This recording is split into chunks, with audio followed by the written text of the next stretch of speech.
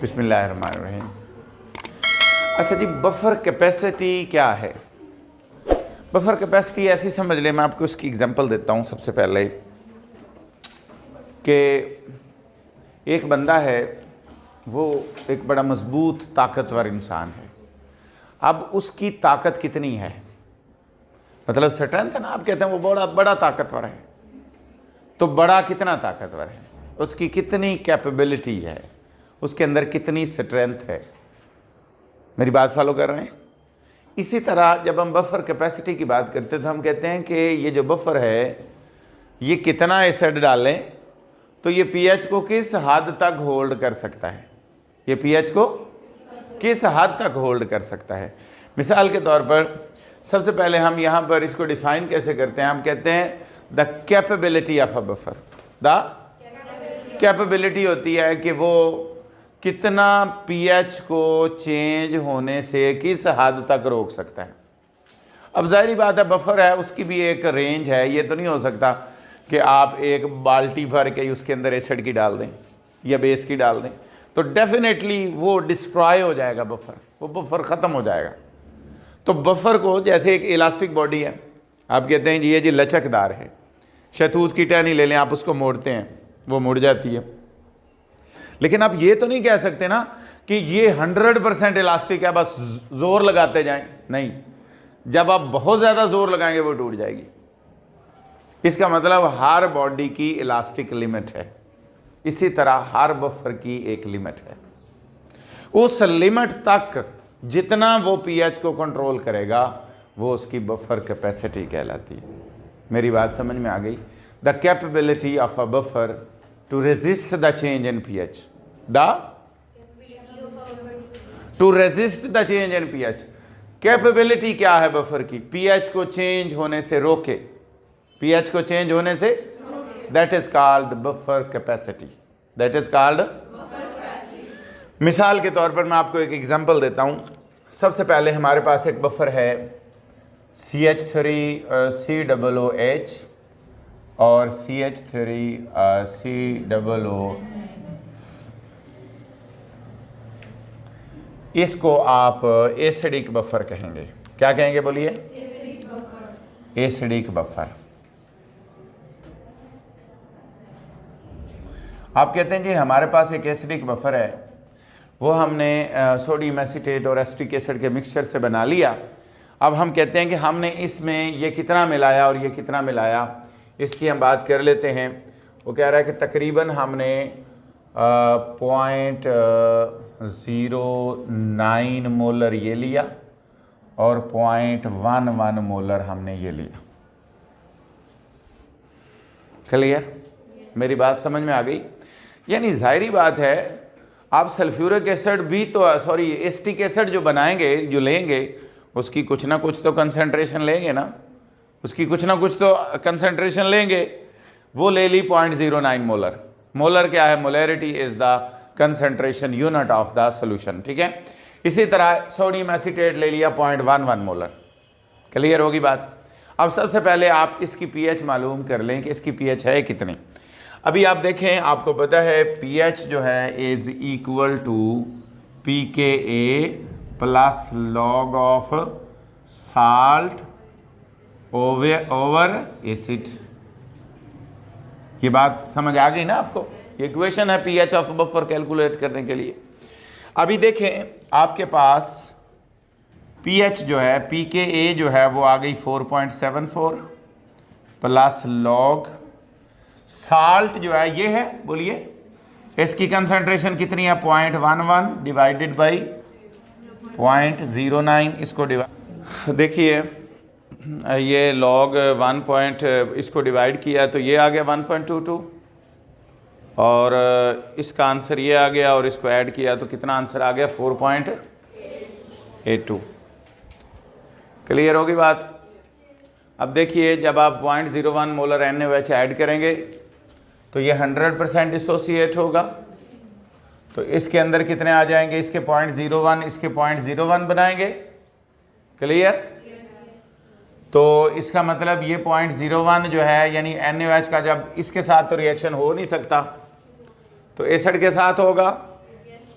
जब एसिड के साथ बेस का रिएक्शन होगा, ये लिमिटिंग है 0.01 है इसके, तो इसके 0.01 रिएक्ट कर जाएंगे, तो इसके कितने बच गए 0.08, और 0.08 इसके बच गए, और जाहिर बात है ये तो यूज़ हो जाएंगे, ये तो नहीं बचेंगे ना, और इसके कितने और बन जाएंगे 0.11 पहले थे, 0.01 और बन जाएंगे, क्योंकि यहाँ पर 1:1 रेशियो है, तो ये कितने हो गए टोटल 0.12।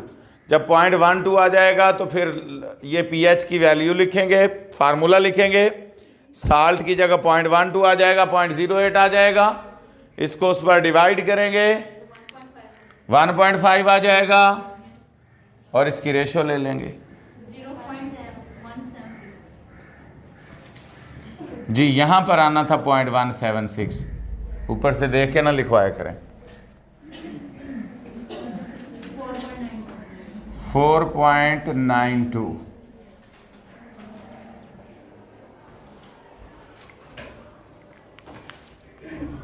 4.92। अब देखें डिफरेंस चेक करें, डिफरेंस 4.92 माइनस 4.82, तो कितना डिफरेंस आ जाएगा 0.1, तकरीबन अप्रॉक्सीमेटली इतना आ जाएगा 0.1 का डिफरेंस। वो कह रहा है कि इसका मतलब ये है कि pH एग्जैक्टली तो सेम नहीं रही, डिफरेंस तो आया है, लेकिन ना होने के बराबर 0.1 is the minute difference, 0.1 is the minute difference. इसलिए इसने वेरी गुड जॉब की है कि pH को लिमिटिंग रखा है ताकि बहुत ज़्यादा चेंज ना हो। क्लियर होगी बात। लेकिन अगर कहता है, अगर इनफैक्ट बात की जाती, अगर यहाँ पर बफर ना होता तो आपकी ये pH तकरीबन 7 to 12 यूनिट्स, 7 to 12 यूनिट्स, यानी इतनी pH चेंज हो सकती थी। इसने इतनी pH को चेंज होने नहीं दिया। क्लियर हो गया पॉइंट।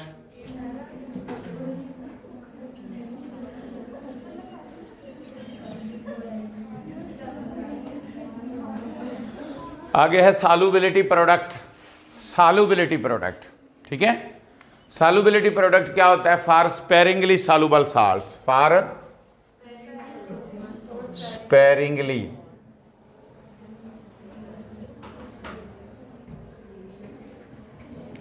स्पेरिंगली सॉल्युबल वो होते हैं जो पार्शियली सॉल्युबल हों, कंप्लीट सॉल्युबल ना हों, यानी उनकी कुछ अमाउंट सॉल्युबलाइज हो जाए और कुछ वैसी की वैसी रहे। क्लियर होगी बात।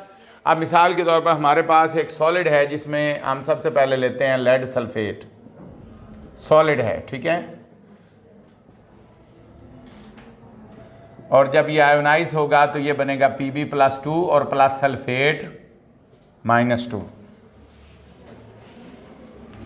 मेरी बात समझ में आ गई?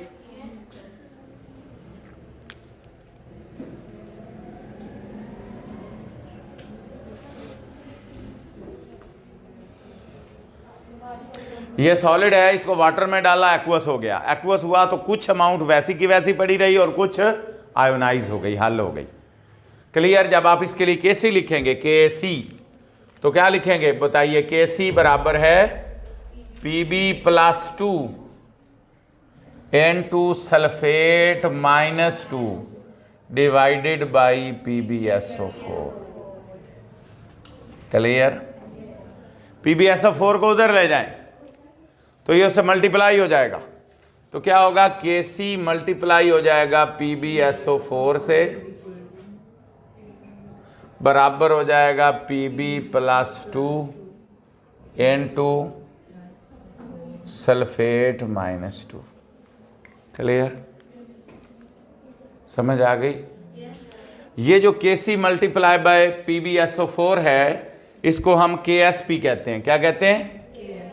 KSP, solubility product constant. Clear. तो उसकी जगह पर हमने क्या लिख देना है?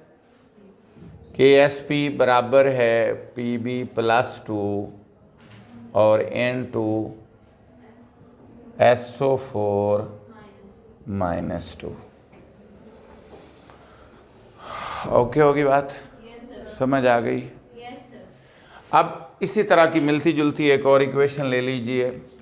मिसाल के तौर पर PbCl2, इसी तरह डायरेक्ट लिख लें बेशक Pb+2 और +2Cl-, ऐसे ही है। क्लियर? पहले सॉलिड होगा फिर एक्वस बनेगा, ये बात तो उसी तरह होगी। Kc कैसे लिखेंगे? Pb+2 और Cl उसकी पावर 2 डिवाइडेड बाई Cl2, शाबाश। Kc मल्टीप्लाई बाय PbCl2 बराबर क्या हो जाएगा? N2 माइनस इसकी पावर 2, शाबाश। ओके होगी बात? अब हमने ये बात देखनी है कि इसको हम क्या कहते हैं? KSP, ऐसे ही है, बराबर क्या होगा?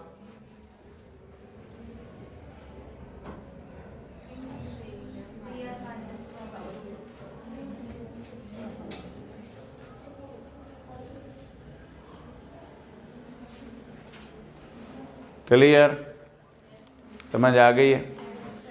अच्छा, अब हमने जनरल एक इक्वेशन लिखनी है। हमारे पास एक कंपाउंड है AX और BY। जब भी कोई आप आयनिक कंपाउंड लिखते हैं तो आपको पता है लेफ़्ट साइड पे आप केटाइन लिखते हैं और राइट साइड पे आप एनाइन लिखते हैं। इसका मतलब जब आप इसको आयोनाइज करेंगे तो देखें ये A केटाइन है और B क्या है? ऐसा ही है। और ये जो केटाइन है उसकी वैलेंसी ये वाली है और एनाइन की वैलेंसी ऐसा ही है। क्रॉस वैलेंसीज लिखते हैं ना, मैट्रिक में आप लोगों ने पढ़ा होगा। इसका मतलब इसकी क्या हो जाएगी? +y और उसकी क्या हो जाएगी? -x। और फिर ये 7 कॉफिशेंट भी हैं, इससे x मल्टीप्लाई हो जाएगा और इससे y। समझ आ गई? जैसे वो आपने ये नहीं लिखा PbCl2, तो ये वैलेंसी उसकी है ना, तो उसकी वैलेंसी बन गई +2, बोलो। और क्लोराइड से ये 2 मल्टीप्लाई भी हो गया। क्लियर हो गया पॉइंट? यानी एक तो वैलेंसीज हैं, एक ये कोफिशिएंट्स भी हैं, क्योंकि ये जब वैलेंसी तो ये A की Y है और X B की है, और उसके बाद ये मल्टीप्लाई भी होगा X A के साथ और Y B के साथ। अगर आप इसका KSP डायरेक्ट लिखें, क्या लिखें? डायरेक्ट, तो डायरेक्ट लिखने का यही तरीका है, सिर्फ आइंस की कंसंट्रेशन को पावर्स में लिख दें जो उनकी पावर्स बनेंगी। तो ये आ जाएगा A इसकी पावर Y, इसकी पावर X, और B जो है इसकी पावर Y। ये आ जाएगा इसका मतलब KSP। ठीक है, ये जनरल बात हम कर रहे हैं। तो डेफिनेशन भी आप यहीं से बना सकते हैं। The product of the concentration of ions, the product of the raise to the power, raise to the equal to the coefficient of balanced chemical equation. इसका मतलब क्या है? इसका मतलब है कि जो प्रोडक्ट हैं आयन के जो कंसंट्रेशन है उनका प्रोडक्ट लिया और उनकी जो पावर हैं वो बराबर हैं उनके कोफिशिएंट। ये कोफिशिएंट एक्स और वाई, एक्स और वाई क्या है? बैलेंस इक्वेशन के कोफिशिएंट हैं, क्योंकि ये इक्वेशन बैलेंस है। जितने एक्स इधर हैं उतने ही उधर हैं, जितने वाई उधर हैं उतने ही इधर हैं। इसका मतलब ये बैलेंस्ड केमिकल इक्वेशन जो है उसके जो कोफिशिएंट हैं वो उसकी पावर्स बन जाएंगे। क्लियर होगी बात? तो यहां पर उसने यही बात लिखी है कि KSP जो है वो क्या है? बोलिए।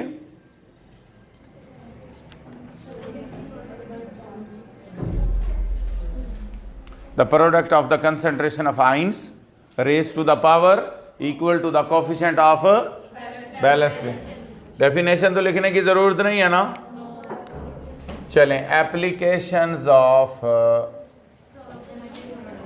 KSP।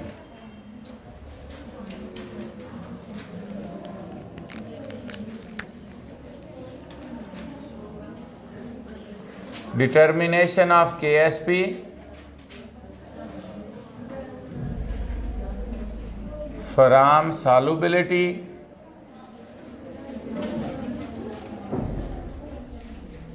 और दूसरी है determination of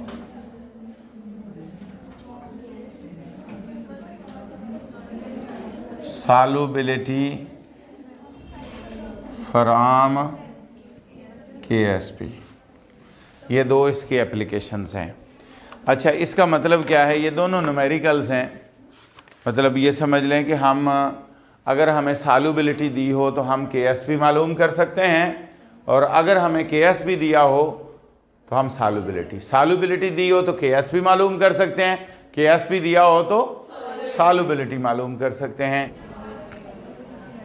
effect of common ion on solubility. देखिए इधर मिसाल के तौर पर हमारे पास एक लेड क्रोमेट है PbCrO4। Pb प्लस 2 आयन बन जाएंगे और प्लस CrO4। ठीक है। इसी तरह हमारे पास एक मोर सॉल्युबल साल्ट है Na2CrO4, Na प्लस CrO। देखिए दोनों में कॉमन आयन है।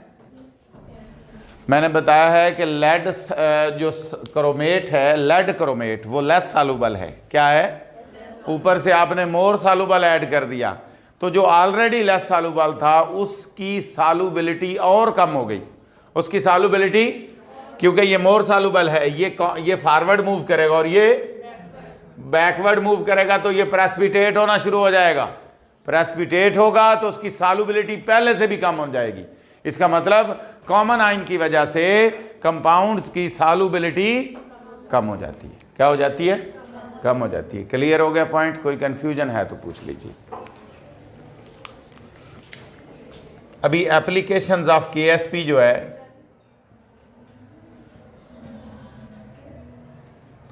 उसमें सबसे पहले हम डिस्कस कर लेते हैं। लाइक हमारे पास एक न्यूमेरिकल है,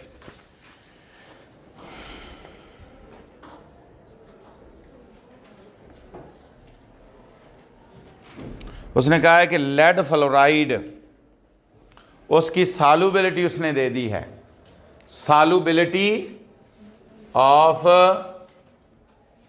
PbF2, सही है, वो दे दी है उसने 0.64 ग्राम पर DM3। सही है, ये दे दिया सॉल्युबिलिटी पर DM3 के हिसाब से सॉल्युबिलिटी दे दिया।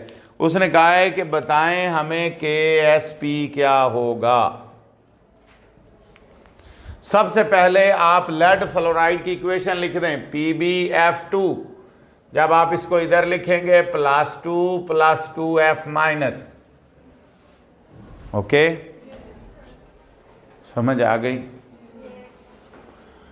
अच्छा, अब देखें जितने ये हैं, सबसे पहले तो इसके मोल निकाल लें। उसने मास दी है, क्या दिया है?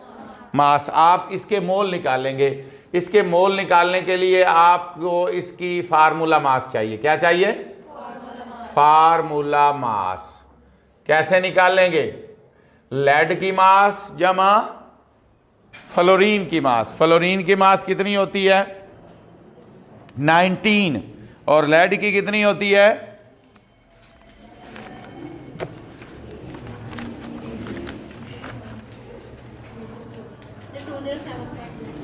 207.2।